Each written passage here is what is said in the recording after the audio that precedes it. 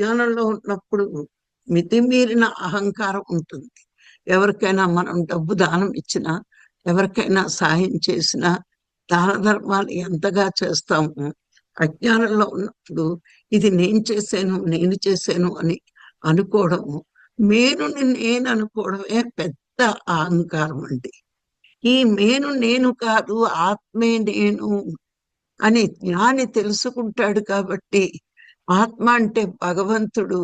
ఈ మేనుతో నేను చేస్తున్నానంటే లోన ఉన్న ఆత్మ వల్లే చేస్తున్నాను అంటే భగవంతుడి వల్లే నేను ఇది చేస్తున్నాను అని సాక్షిగా చేసిన వాటికి గొప్పలు చెప్పుకోకుండా సాక్షిగా గమనిస్తూ ఉంటాడే తప్పించి గర్వాన్ని పెంచుకోడు.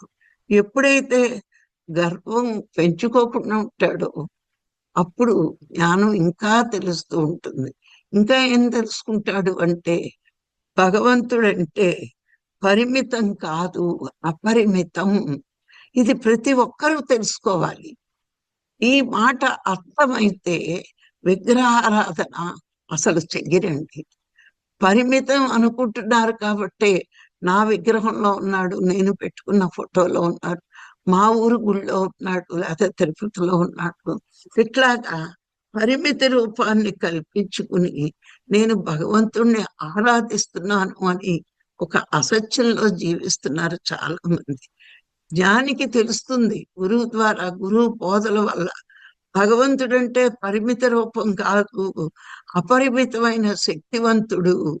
అన్ని చోట్ల తాను లేని శక్తి, తను చైతన్యం లేనిదే ఈ భూమి మీద ఏది ఉండదు అని తెలుసుకుంటాడు. సత్యం గురించి తెలుసుకోవడము అంటే మరి తన గురించి తాను తెలుసుకోవడమే అని అర్థం చేసుకోవాలి. ఎందుకంటే తను ఆత్మస్వరూపము అని నమ్మకం ముందు ఉండదు. తర్వాత గురువు వచ్చి చెప్పాక సత్యం అంటే ఎప్పుడు ఉండేది, అన్ని చోట్ల ఉండేది, అందరిలో అణువుగా ఉండి ఆత్మగా ఉండి జీవుల్ని నడిపిస్తున్నది. ఇవన్నీ మనం ఎప్పుడైతే తెలుసుకుంటామో ఓహో అయితే నేను దేహం కాదనమాట, ఆత్మ వల్లే ఈ దేహం నడపబడుతుంది. ఇప్పటి వరకు నేను చేస్తున్నాననే ఒక అహంకారపూరితమైన భావనతో ఉన్న మనము నా చేత భగవంతుడు చేయిస్తున్నాడు అని సత్యాన్ని గుర్తిస్తాం.